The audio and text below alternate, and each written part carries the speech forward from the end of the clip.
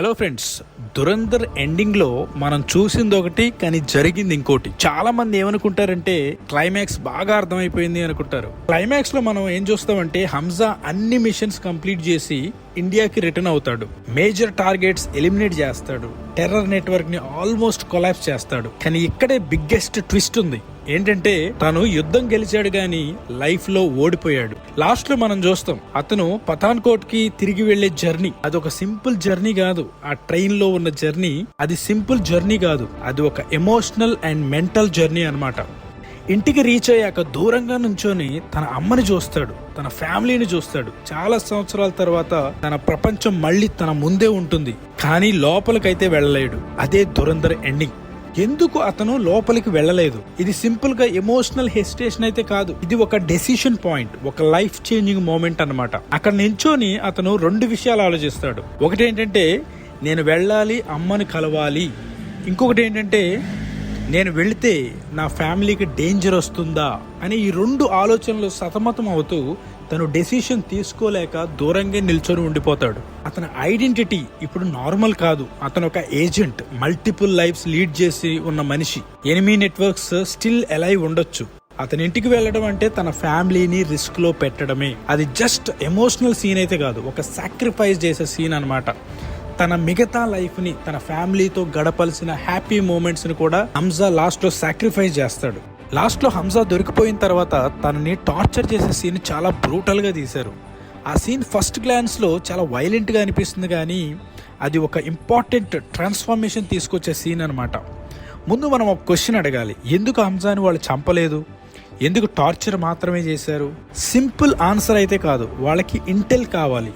కానీ దానికంటే ఇంపార్టెంట్ అతని మైండ్ ని బ్రేక్ చేయడానికి ట్రై చేస్తారు. టార్చర్ లో మెయిన్ గోల్ ఫిజికల్ పెయిన్ కాదు, అతని మెమొరీని కన్ఫ్యూజ్ చేయాలి, అతని పాస్ట్ ని వీక్ చేసేయాలి, అతని సెల్ఫ్ ని డిస్ట్రాయ్ చేయాలి. హంజా అనే వ్యక్తి, జస్కరాత్ అనే వ్యక్తి, ఇవన్నీ లేయర్స్ లాగా మాత్రమే ఉంటాయి. అవి ఒక్కొక్కటి పీల్ చేస్తూ ఉంటారు. సో ఇది ఫిజికల్ పెయిన్ మాత్రమే కాదు, ఎమోషనల్ అండ్ మెంటల్ టార్చర్ కూడా చేస్తారు వాళ్ళు. కానీ టార్చర్లో కూడా హంజా చాలా కంట్రోల్డ్గా ఉంటాడు. గట్టిగా అరవడం కానీ, ఇమీడియట్గా బ్రేక్ అయిపోయి ఏదో చెప్పేయడం కానీ చేయడు. అతను ఆల్రెడీ మెంటల్గా ప్రిపేర్ అయి ఉన్నాడు. తనని టార్చర్ చేస్తున్నప్పుడు ఐఎస్ఐ చీఫ్ అక్కడే ఉంటాడు. అది జస్ట్ ఏదో ర్యాండమ్గా తన ప్రజెన్స్ అక్కడ లేదు, అది పవర్ షో అన్నమాట.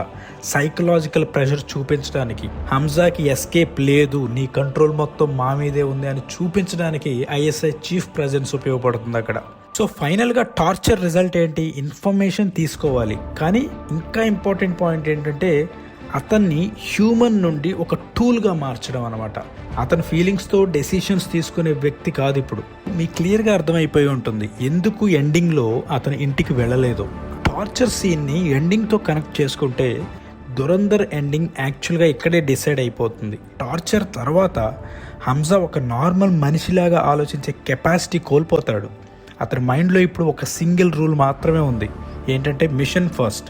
పర్సనల్ లైఫ్ అనేది ఒక వీక్నెస్ లాగా తనకి పర్సనల్ లైఫ్కి సెకండ్ ప్రయారిటీ ఇస్తున్నాడు. అందుకే లాస్ట్లో ఇంటికి రీచ్ అయిన తర్వాత అతను దూరంగా నిల్చొనే చూస్తాడు, కానీ దగ్గరికి వెళ్ళడానికి ట్రై కూడా చేయడు. కేర్ఫుల్గా మీరు అబ్జర్వ్ చేస్తే అతను ముందుకు ఒక్క స్టెప్ కూడా వేయలేడు, ఎందుకంటే అతని హార్ట్ ముందుకు వెళ్ళాలి అంటుంది, కానీ అతని మైండ్ ఆల్రెడీ తనని ఆపేసింది అక్కడ.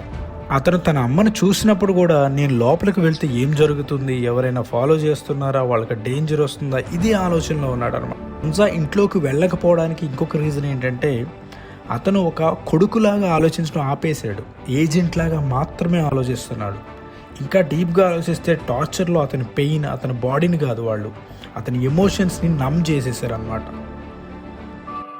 సో ఫ్రెండ్స్, ఇప్పుడు అర్థమైంది కదా, తన ఎమోషన్ వెనకాల ఉన్న అసలైన కారణం ఫ్యామిలీకి ఇంపార్టెన్స్ ఇవ్వడమే.